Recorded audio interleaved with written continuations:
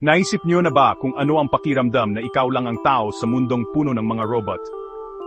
Babala, walang magnanakaw ng freeze mo, pero mabilis itong maging kakaiba.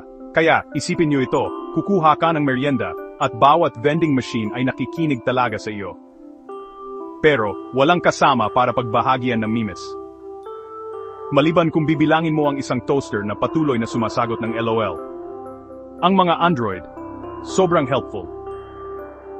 Ginagawa nila lahat ng gawaing bahay, pero subukan mong makipag-usap ng masinsinan sa isa. Feelings detected, paggalito.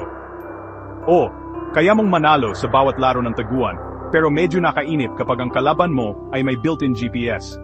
Pero uy, baka turuan mo sila tungkol sa pizza, mga dad joke, at kung bakit mahal ng mga tao ang mga cat video. Sino ang nakakaalam? Baka ang pagiging huling tao ay hindi naman gaanong malungkot. Kung mayroon kang ilang libong Android na kaibigan na sa wakas ay naiintindihan ang mga biro mo. Makakaligtas ka ba? O hihilingin mo lang sa ref mo na tawanan ng mga puns mo?